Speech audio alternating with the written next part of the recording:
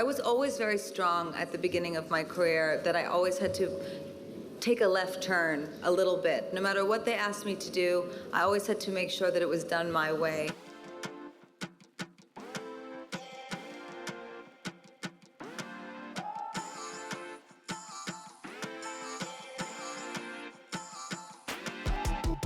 From piano to burlesque to Monster Ball, Lady Gaga is one of the most unusual pop stars to rise to fame.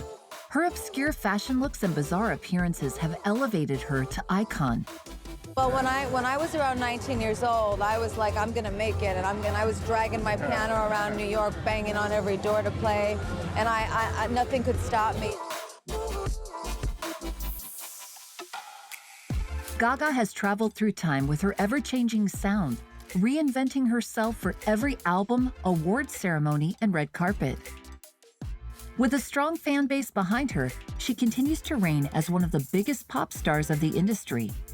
Her 2016 album, Joanne, allowed fans to see a more natural side to Gaga, focusing on her talent rather than her image. Winning 9 Grammy Awards to date, her contribution to music is fresh, powerful, original, and incomparable.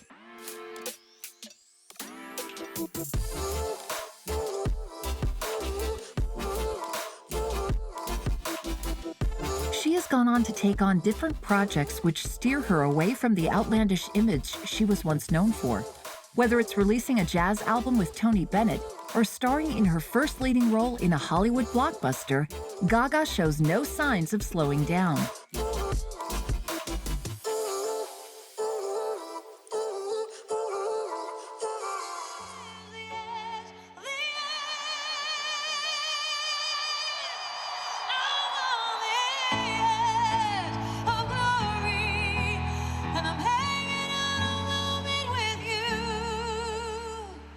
Just remember that you're not on the edge all by yourself. We're all standing there together. I'm on the edge with you. Lady Gaga kind of honed her persona on the Lower East Side in New York, you know, performing in really kind of crazy, fun, out there clubs, open mic nights. But really, like, her musical background comes from early childhood. She went to the Tisch School of Performing Arts and Lee Strasberg Acting School. So she's got this really fascinating combination of traditional entertainment training with having gone to like the most creative area in New York City and let her imagination go wild. So I think the reason Lady Gaga kind of rocketed out of the block straight away is because she had loads and loads of ideas and she had this solid kind of musical training to back it up. Stephanie Joanne Angelina Germanotta was born on the 28th of March, 1986, into a family with Italian and French-Canadian ancestry. Growing up on the Upper West Side of Manhattan, her parents came from lower-class families, working hard for everything they had in order to provide Stephanie with a good upbringing. Lady Gaga grew up in an Italian-American family. She won't let people forget that one. And her parents were very, very working class, but they worked incredibly hard to put their daughters through the best schools that a middle-class family wishing for their children to go down the creative route could ever hope for. Although Gaga was affluent from the start, she really had a strong work ethic instilled into her because that's what her parents had and how they'd achieved something. Her musical talent was discovered at the tender age of 4, when she began taking piano lessons. By age 13, she was songwriting. Stephanie's parents encouraged her to pursue music and acting, enrolling her in a summer creative arts camp whilst she was on summer breaks from school. Lady Gaga actually started learning piano from the age of 4, and that's really kind of underpins everything she does. If you go and see Lady Gaga in Las Vegas today, she'll be playing the piano. Obviously, she's known for her kind of really high-powered dance routines and her really sort of big, bombastic performances, but Lady Gaga at her piano is how she started, and she can still deliver in that way today. Coming from a religious family, she attended the Convent of the Sacred Heart, a private all-girls Roman Catholic school, from aged 11, before attending the Lee Strasberg Theatre and Film Institute for 10 years to study method acting. Whilst in her teens, she auditioned for many different acting roles and plays with no success. This led her to realize she wasn't meant for the world of acting yet, and pushed her towards focusing on music. Stephanie then went on to attend New York University Tisch School of the Arts, studying music and improving her songwriting skills. This solidified her passions for creating music and performing. She dropped out in the second semester of her sophomore year to focus on creating music and becoming a performer. During this time of self-discovery, she realized that she wasn't meant to be just Stephanie, and bigger dreams lied ahead. On my own, my father said, "You want to be a starving artist? Go be a starving artist." I worked 3 jobs. I went to drugstores and I bought makeup, and I had black eyeshadow and a brush. And I said to myself, okay, what can I do with this? And I wet the brush and I put it in the black eyeshadow, and I made eyeliner out of eyeshadow. And I was really interested in making this turned down look, not what I have today, but this turned down look of a really graphic black look with my eyes. And I looked in the mirror and I was like, oh, that's how you see yourself. That's how you feel powerful. That's you. Stephanie's introduction to the music world came through her relationship with music producer Rob Fusari. He wanted to try and kickstart a career for her and even came up with her star title, Lady Gaga, influenced by the Queen song Radio Gaga. Shortly after recording some demos with Fusari, Lady Gaga got her first signing with Def Jam Records as a songwriter. Before her own music was even released, she was songwriting for other musicians. The contract with Def Jam Records was short-lived, as the company didn't like this persona of Lady Gaga, her edginess and obscure ideas, so they dropped her after 3 months. At many times in the beginning of my career, I said no. I write my own music, and I work with other writers as well at times.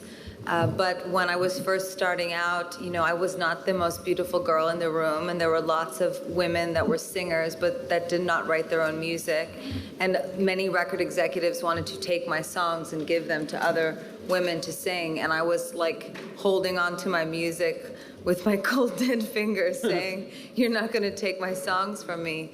And also, they make suggestions about how you should look, and I worked with dancers because I actually started out as a pianist and they wanted to see me dance, and I had also danced in school.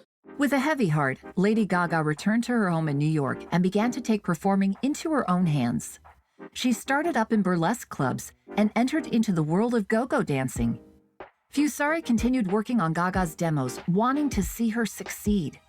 Eventually, she met with producers for Interscope Records and other imprints of the company. This led to her relocation to Los Angeles to focus on releasing a debut album. She also established her own creative team during this time, House of Gaga. Lady Gaga's debut album, The Fame, was released August 19, 2008. The album was very successful and reached #1 in the UK along with other European countries. The album went on to win a Grammy for Best Electronic Dance Album. You're in LA. Hey guys, well I just saw 2 music videos, and I'm going to go to London to see the Dolls. I'm on tour with them now. That's right. You really excited about that? Yes, I'm so excited. Awesome. As we all know, The Fame was a phenomenon really from the start. Her first single, Just Dance, was a #1 hit all around the world.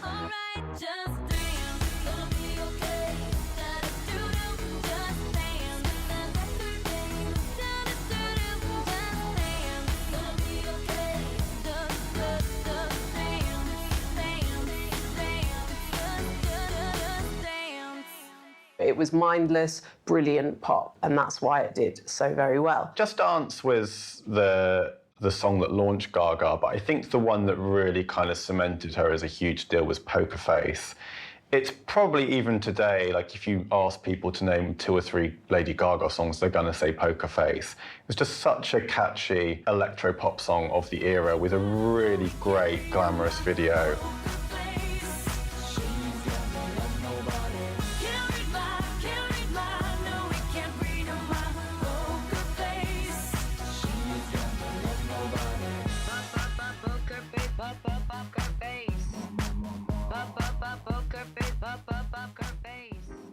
Poker Face was the best-selling single of 2009, with 9.8 million copies sold that year.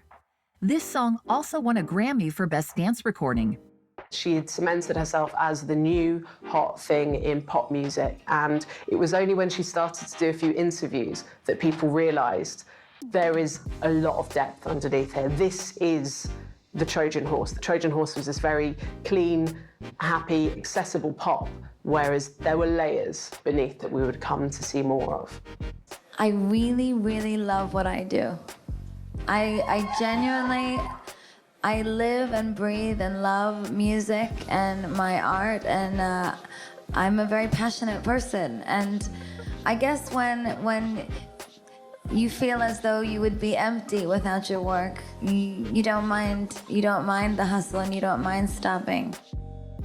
The fame was largely inspired by the surge of tabloid stories surrounding female pop stars in the year it debuted. Gaga said the album was intended as a warning to leave female tabloid fixtures alone. Gaga's performance of Paparazzi at the 2009 VMA Awards is considered by many to be a performance that changed pop music forever. It's another song that's really kind of playing off this idea that Gaga's whole purpose is to be famous. Her whole purpose is to give everything she's got to her fans, but that comes with a downside, which is that the paparazzi are going to hound her. And she really visualizes that with her performance at the VMAs in 2009, where we see her rising from the stage and bleeding.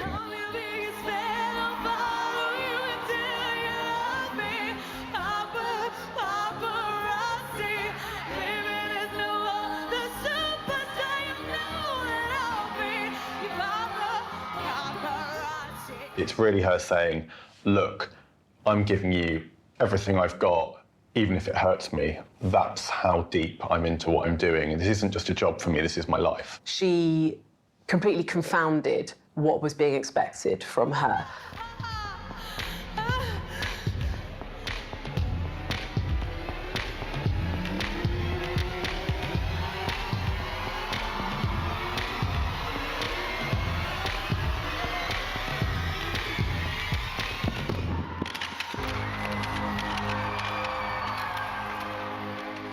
She headlined her first tour, The Fame Ball, from March to September 2009. I've been having such an amazing time. I mean, I feel so blessed that I can do the Fame Ball around the world. I'm so happy to be back in Seoul. We had an amazing experience last time we were here.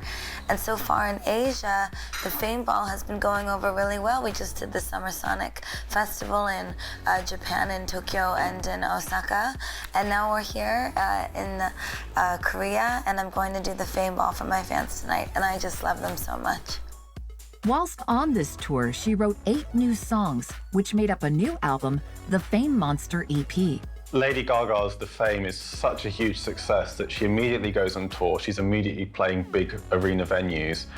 And somehow, despite everything she's got going on, she manages to write what's essentially a whole new album, an 8-track EP, The Fame Monster, which actually could be Lady Gaga's greatest ever release. It's got no dud tracks on it. Every song is a winner. The lead single, Bad Romance, is arguably her best song ever. The video features Gaga walking around in these teetering Alexander McQueen heels and performing for these creepy guys. And it's a comment on sex trafficking, which, you know, you don't really expect to get from a lot of pop music videos, but it's right there and it's very obvious. And the song is all about loving someone who you know isn't good for you, which is just such an internal theme of pop.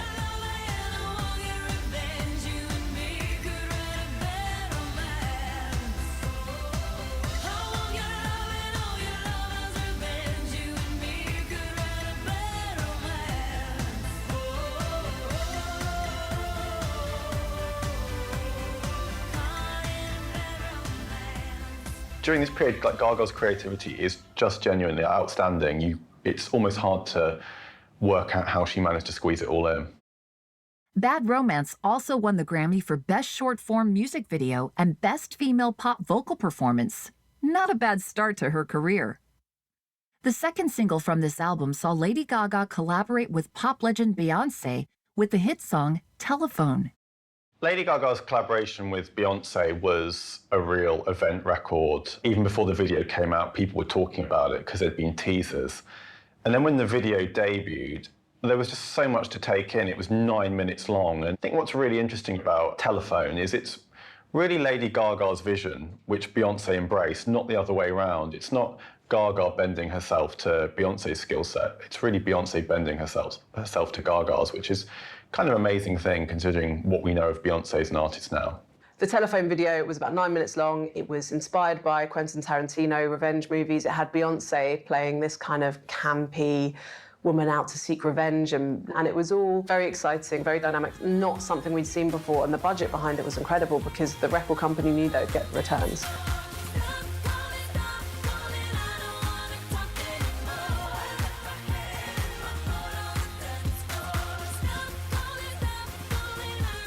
The song Alejandro from The Fame Monster is such an interesting one on so many levels. Musically, it's almost a kind of cheesy Europop song that sounds a little bit like Ace of Base, which, again, no other artist would think to make a song in that era that sounded a bit like a kind of 90s Swedish pop group. The video shows same-sex love in a very kind of positive and sexy way. Another way in which Gaga kind of wrung her hands of the last vestiges of Catholicism. It was condemned as blasphemous by the Catholic Church.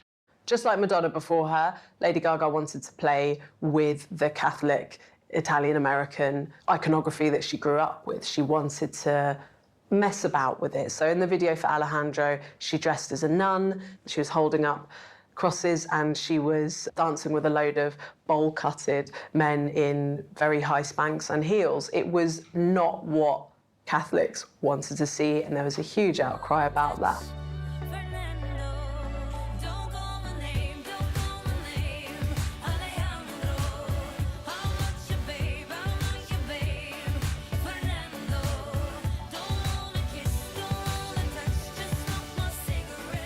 Alejandro is one of those moments in Gaga's career where you can really see the Madonna comparison in the way she's kind of rebelling against her Catholic upbringing and really embracing and celebrating the LGBTQ community. Within the first couple years of her professional career, she had generated such a buzz surrounding her music and persona. Lady Gaga was who everyone was talking about.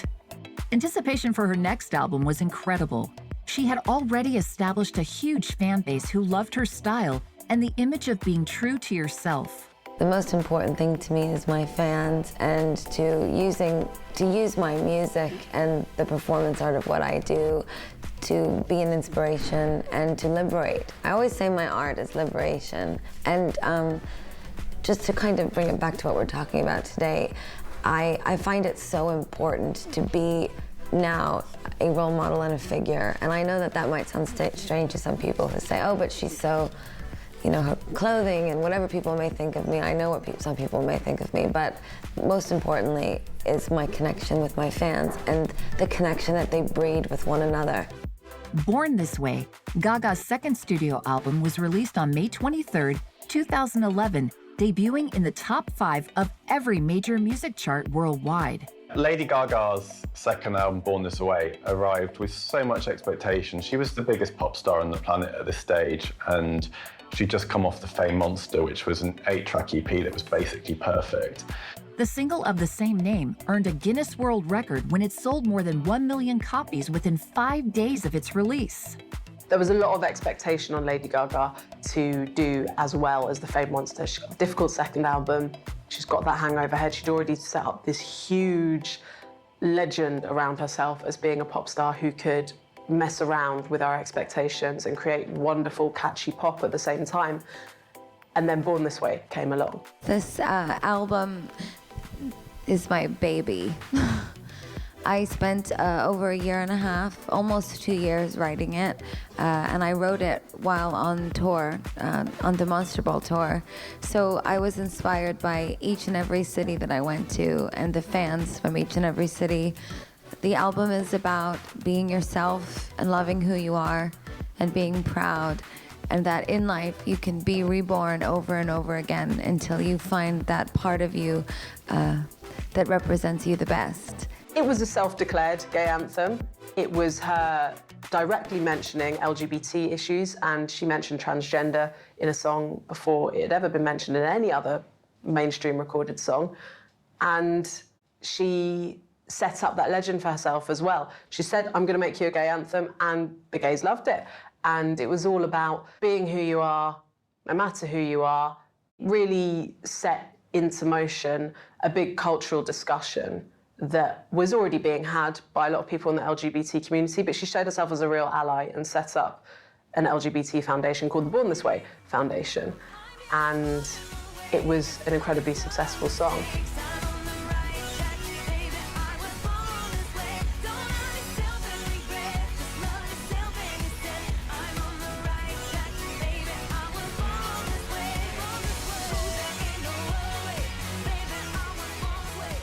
I think over time that song has really solidified her relationship with the LGBTQ community. It's not the most subtle song in the world. It's a little bit obvious, but I think everyone knows that what Gaga was doing was well-meaning. And it's a, it's a really massive tune. If you're out in the club and that song comes on, you're going to dance. Gaga began work on her third studio album, Art Pop, in early 2012 during the Born This Way Ball Tour.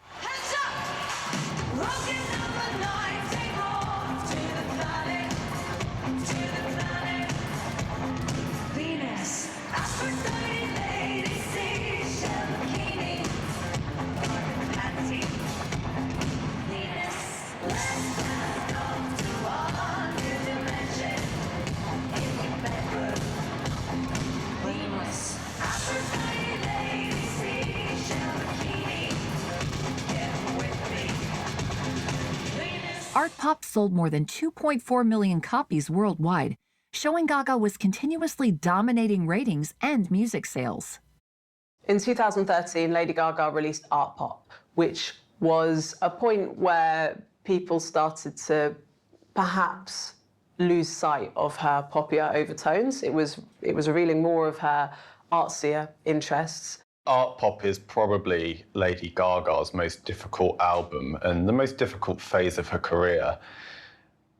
Born This Way, the previous album, had performed well, but maybe not quite as well as she would have liked. And Art Pop, from the start, was talked up as this kind of phenomenon that was like no album we'd ever seen before. There was talk of it being an app and inventing a whole new kind of music. I mean, Art Pop was basically a play on like Warhol's pop art, but Gaga was talking up like something new. When the album came out, it was her most disappointing release so far. Even the lead single, Applause, was created in quite a subdued way. It didn't make #1. It was a kind of top 10 hit, but no bigger, which at that stage in Gaga's career would have been seen as a disappointment.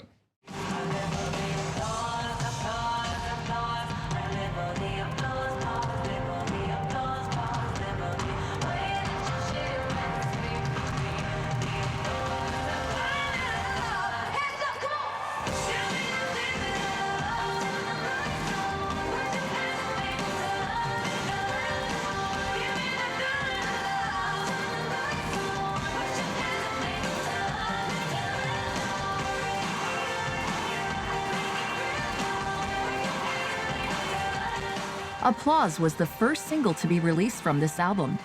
It received good feedback for its fast pace and how catchy it was. It's all about her loving her fans and her fans loving her back, but it was mainly in service to her very, very devout fans rather than trying to bring in the masses once more. It did do well, but just nowhere near as well as her previous two albums.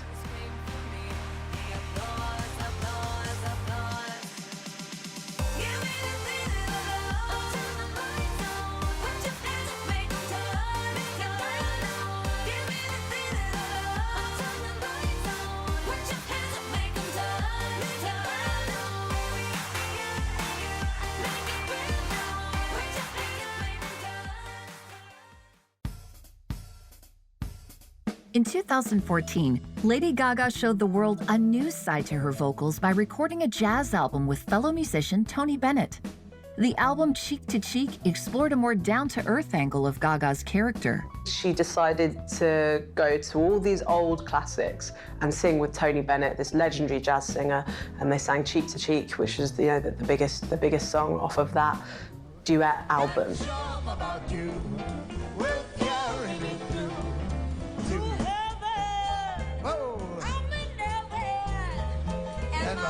So that I can hardly speak, and I seem to find the happiness I seek. Out together dancing, cheek to cheek. Choosing to do these old jazz classics with this huge voice that she hadn't necessarily been able to show off within the songs from beforehand was a sudden maturing of her. She carries herself like an old dame of Hollywood, she's up there with Barbra Streisand now. And it appeals to an audience she might never have had before, and she might never have had if she'd never done that album. She appealed to people that like easy listening and people who like jazz and people who adore Tony Bennett as she does as well. And the affinity they had was quite huge. Again, Tony Bennett had duetted with Amy Winehouse at one point as well, and I think Lady Gaga wanted to be able to show off what she can do without the dancing, without the visuals, and just have it as her and this old bloke singing some great songs together. This album also won her another Grammy for Best Traditional Pop Vocal Album. At the time, people thought it was a little kind of side project, a little sidestep from her. Actually, 5 years later, we can see it's maybe the beginning of Gaga laying the groundwork to become more of an all-round entertainer. It's showing that she can hold her own vocally with one of the greatest vocalists ever and make a whole album with him. I mean, Tony Bennett has recorded with a lot of younger artists, but Gaga's the only one he's made a full album with. So it's really an endorsement for her kind of her future as a long-term legacy artist.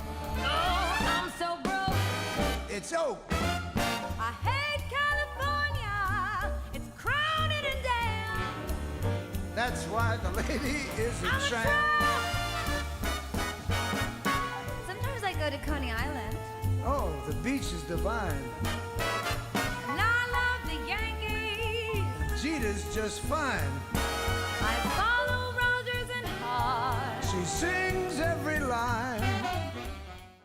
In 2015, she fulfilled her lifelong dreams of wanting to be an actress by landing a role in American Horror Story Hotel. Lady Gaga joining this series could have been seen as stunt casting, but actually when the show aired, it was impeccable casting.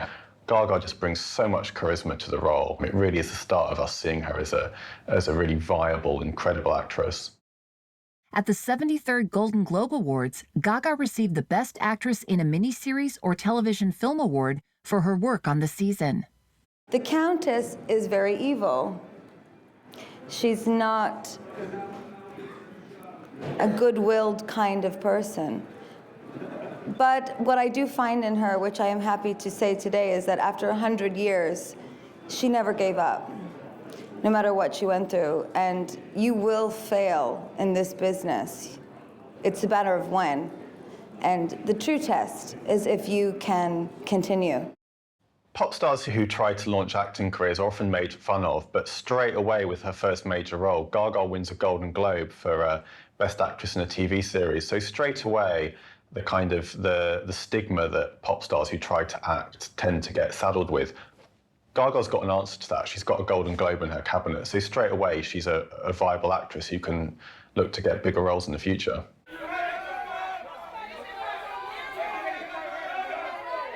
In 2016, Lady Gaga released her 5th studio album, Joanne, named after her late aunt who was an inspiration for the music. It became her 4th #1 album on the Billboard 200, making her the first woman to reach the U.S. chart summit 4 times in the 2010s. How's it being out there again, getting Joanne to the world and everyone hearing it? It's wonderful. It's also very emotional. You know, I think over the past 10 years now that I've been in the music industry, I've been watching not only what's happening in music, but what's happening in culture and society. And I see that money has been put on this tremendous pedestal. I see that being wealthy and being beautiful has been put on this tremendous pedestal. And with Joanne, I wanted to create a record that was about putting family on a pedestal, and kindness on a pedestal, and friendship on a pedestal. This is a record about being vulnerable. I'm not better than anyone else, and I'm not less than anyone else. We are all here together, we're all human, and we're walking on the same earth, and that is what Joanne is. That's my middle name. Lady Gaga comes back with her Joanne album. The cover shows Lady Gaga wearing a pink cowboy hat, which is really her saying, this is my stripped-back, rootsy American album. There's a lot of country sounds on there. It's an album that's very personal in its themes and in its musical approach, really trying to show a more kind of rootsy and raw side to Lady Gaga. Joanne features stripped-down country, soft rock, and dance pop genres, which really emphasize her vocal abilities. So a lot of the songs are a kind of reclaiming of traditional American culture and a love letter to a Midwest and a Bible Belt that have never quite really liked her or understood her. It's always, I always get nervous before I sing.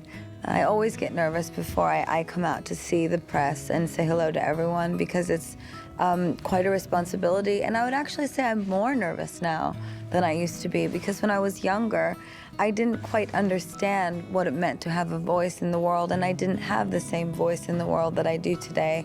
And now I am so aware of it, and I want to make sure I always say the right thing to inspire young girls and boys, to inspire older girls and boys, to be a role model in some type of way. I know that I'm not a role model in always in everyone's eyes, but I do the best that I can through music and through performance. Perfect Illusion was the lead single from the Joanne album, and it's kind of a bridge between past Lady Gaga and Lady Gaga today. And it's got a rockier sound, but it's also a song that works well on the dance floor.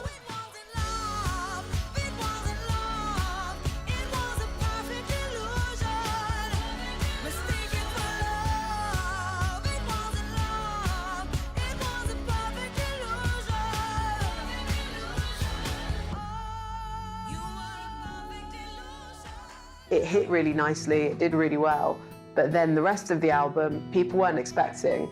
The creation of this album and her preparation for the halftime show were the main features for her own documentary, Gaga 5'2", which premiered on Netflix.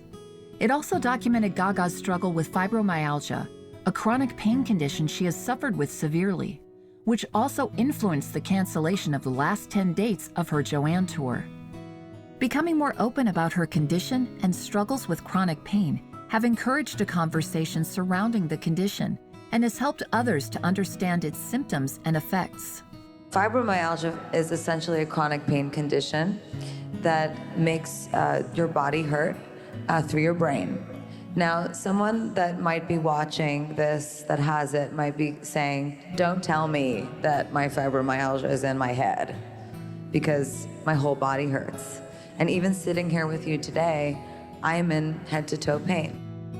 Fibromyalgia isn't a condition that people had really ever heard of before. And I think initially there was a little bit of skepticism in the press that maybe Gaga was just tired or couldn't be bothered to do his last 10 shows. What we now know is that it's a really serious condition that's plagued Gaga her entire career.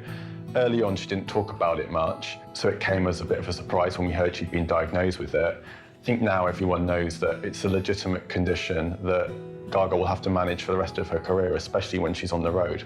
Her body is not doing what she wants it to do, and I think any woman in her early 30s not knowing what's going on there is going to be freaked out to some extent. And seeing that was a real reality check, and people begun to see Gaga for the human she is behind the pomp and ceremony and the ridiculous shows and the big, huge pop music. It only made sense for Gaga to try her luck in the world of film, a natural move after her successes within music. Announcing her starring role in A Star is Born opposite movie veteran Bradley Cooper gave audiences a sweet surprise. Expressing her enjoyment for film, she has confirmed more movie roles in the future, but with no interruption to her music production. In 2018, Lady Gaga made her on-screen debut in a remake of the 1937 romantic musical, A Star is Born. The remake was directed by Bradley Cooper, who was also taking on one of the lead roles opposite Gaga. Lady Gaga's next big acting role is A Star is Born. Fourth time Hollywood has made A Star is Born. When the film was announced, we heard she was going to be starring with Bradley Cooper and that he'd be directing. There was a little bit of skepticism. I think the general consensus was we don't need another version of this story. We've seen it with Judy Garland, we've seen it with Barbra Streisand. But as soon as it started playing at film festivals, even before the film came out, it was clear it was going to be a really big deal. Gaga's performance was really the thing that was singled out for the most praise. She plays a character called Ali, who's an aspiring singer-songwriter who becomes involved with an older, established star who's got a drink problem, and she's really the heart and soul of that film. So I think after A Star is Born, she's a legitimate film actress who can probably have her pick of roles. What? I just want to take another look at you. In all the good times I find myself longing for change. Here's what we're gonna do. You come sing that song that I love. No, I can't do that. Here we go. It's not funny. Jack. Look at me. All you gotta do is trust me. That's all you gotta do. Gaga had already proven that she can sing like Streisand, but by taking on the role in A Star is Born, she elevated that. She made a lot out of a little role. You don't get to see a lot of her interior and her history and her struggles because it's all about Bradley Cooper's character's struggles, which, I mean, fair enough, that's how the story goes. Her and Bradley Cooper did a really long, extensive promo tour ahead of the Oscars, and it was the entire film was tipped to get so many Oscars. Gaga was always there, always ready to churn out the same line about how he was the one person in a room of 100 who was going to find her and make her a big star. I have to say that me and Bradley were so entrenched in the characters that this moment when we were filming felt so real, so alive. We had a live audience watching us. We sang the film live. And because I have never done a film before, as an actress, for me, it was very easy to kind of go to a place where I was saying to myself, okay, I've never done this before. This is my first time on film.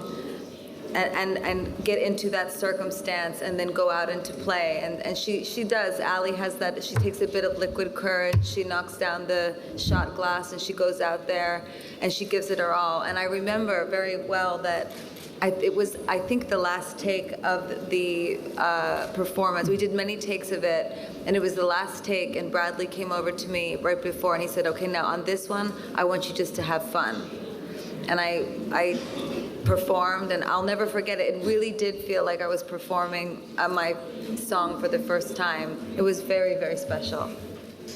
And I just have to add to that, we can all attest to that. You know, it was special for you, but I wish you could have been there to actually watch it happen, because while we were filming this movie, we also had the opportunity of watching and being a part of watching her sing every day. And it was literally the whole crew would just sit back, and we all kind of forgot we were even doing a job every time she sang. We were just sort of sitting there watching it and feeling very grateful that we were there at this moment to watch this incredible artist do her thing. And that really, it never got old, right? I mean, it was just, it was insane. All of a sudden she starts and, you know, the temperature in the room changes. She somehow managed to peddle this line that she was just this little unknown from Manhattan, just trying to make it big in the big city, and not quite acknowledging that she was already a huge star. But it was a comeback in some ways. She'd already had to cancel a load of concerts. People weren't necessarily sure they were going to get another tour out of her. And then she comes along with this story all about a young woman, a lot like herself, going against the odds and making it into a huge star and kind of crushing everyone else in her path. I've been able over the years to meet some amazing musicians who have done very well in their field, and the one thing that I'd always heard unsolicited was how much respect she has across the community as an artist. Outside of that, I was not that familiar with her, and it wasn't until I heard her sing live where I was absolutely blown away, and then I met her a couple days later, and then once meeting her, it's, you know, she's an incredible human being. And it was, then I got very excited about the idea of her potentially, you know, using all of that magic. What I wasn't aware of was her work ethic. Her work ethic is just unparalleled. Bradley Cooper discovered Lady Gaga singing at a charity gala, and he was already thinking of remaking A Star Is Born, the Judy Garland Streisand films, and he heard Gaga, saw her perform, and saw how much she embodied the character of the song she was performing, and said, yeah, I want her on the film, and kind of convinced anyone who needed to be convinced that she would be great at acting as much as she is at singing. She made me feel so comfortable from the first day we met, in fact, that we sang together that very first 15, 20 minutes we knew each other. And I'd be lying if I said I was nervous, because she made me feel so comfortable. She really did. I mean, she's very present and warm, and when you see an artist of that caliber treat you like a peer, it's very emboldening. The pair had amazing on-screen chemistry and even performed the leading single from the film, Shallow, several times at award shows. It reached #1 on both the US and UK charts. Lady Gaga didn't just star in A Star Is Born. Very cleverly, she exec produced and recorded the soundtrack. She actually wrote a lot of the songs on A Star Is Born with Mark Ronson, who she'd worked with on Joanne. And in hindsight, you can almost see Joanne as kind of a test run for the A Star Is Born soundtrack. The big breakout hit from A Star Is Born is Shallow, her duet with Bradley Cooper, which won Best Song at the Oscars and at the Golden Globes, and is probably up there with Poker Face, now her defining song. When they performed it at the Oscars, it really flipped around what had happened in A Star Is Born. In A Star Is Born, you've got Jackson, who's Cooper, and you've got Ali, who's Lady Gaga, and Jackson's kind of helping Ali into this big wide world of the music industry. And then, cut to the Oscars, you've got Bradley Cooper, who's not the best singer, and Lady Gaga at the piano, just her encouraging him to really go for it and sing, and her kind of taking him through it. And at the end, they almost kiss, which of course added to so many more rumors that they were together, which definitely increased the hype around the film. In the shallow, in the shallow, in the shallow, we're far from the shallow now.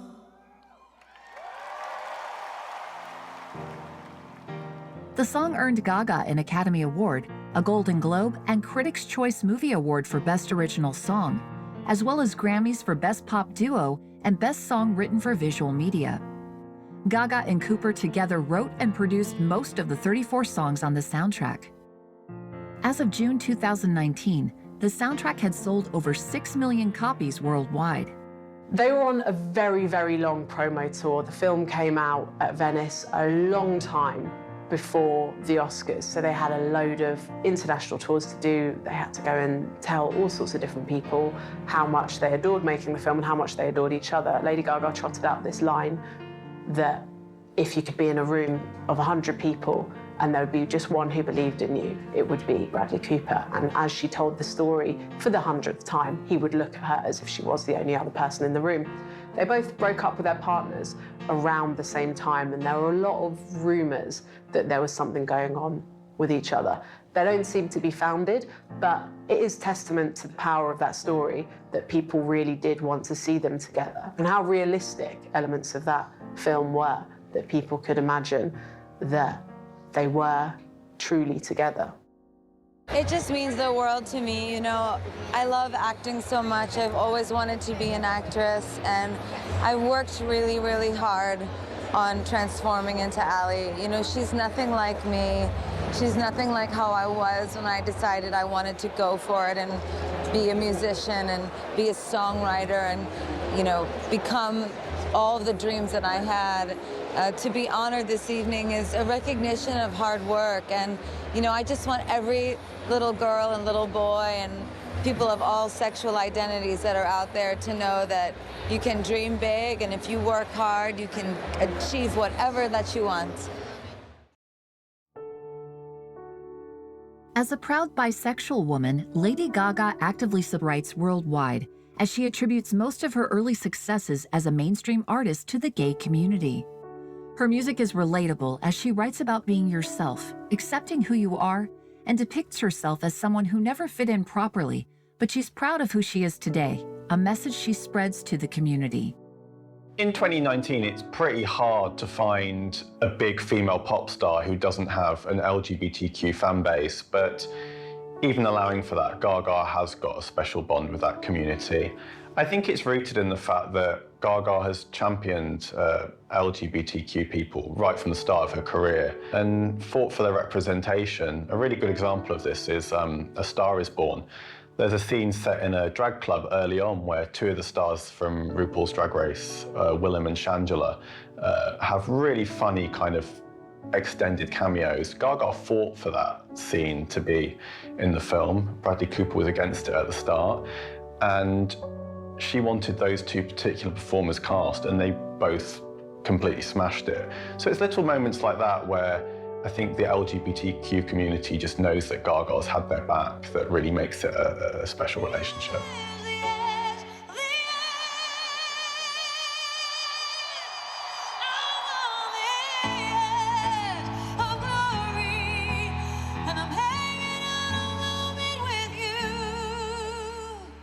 Just remember that you're not on the edge all by yourself.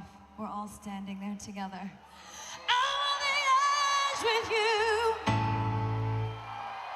She highlights LGBT people, but also sings about defiance, about pushing through, about evolving, and about the wonders of just letting yourself go on the dance floor in the same way that Madonna has done before her. She knew that this audience was vital to her, and so made sure she kept them close. She's also, her House of Gaga is full of, like, has been full of gay people. She has kept them really, really close over the years, and having a real closeness with New York nightclubs. It would have been impossible for her to have not been good to the LGBT community, but her fostering of the monsters, of the weird people, of the strange and obscure and the avant-garde is always going to lend itself to her being great to this community. I hope that everyone there in Sydney feels so much joy and celebrates all sexual identities. And I also have a true dream in our future as we evolve as humanity, that these award shows will not be male and female, but that we include everyone. Lady Gaga has also addressed issues surrounding sexual abuse. She wrote the song Till It Happens to You for the film The Hunting Ground, which deals with issues of campus rape in the United States. Gaga spoke out about her own issues regarding sexual assault and how she had been a victim in the past.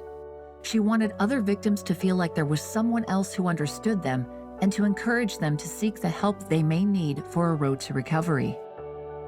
Long before Me Too became a really big thing in Hollywood, there were rumblings, there were stories beforehand, and one of them was the campus assault epidemic in the US. And in a documentary, The Hunting Ground, Lady Gaga and Diane Warren co-write a song called Till It Happens to You. It's a huge, huge ballad, and I can't even think about it without getting goosebumps. The song was a very kind of personal way of her highlighting a really big issue. And although the song is reasonably subtle lyrically, if you've watched Gaga perform it, which she did at the Oscars, the emotion she puts into it makes it clear that this is something that's a really big issue for her and something she wants to kind of shine a spotlight on. Good evening. Welcome to House Laboratories. I am so honored and humbled that you all came here tonight to our house. The end of 2019 saw the launch of Haus Laboratories, Gaga's makeup brand. It celebrates the power of makeup from her own experiences, with the mantra of finding the superhero within by looking in the mirror and seeing who you want to be.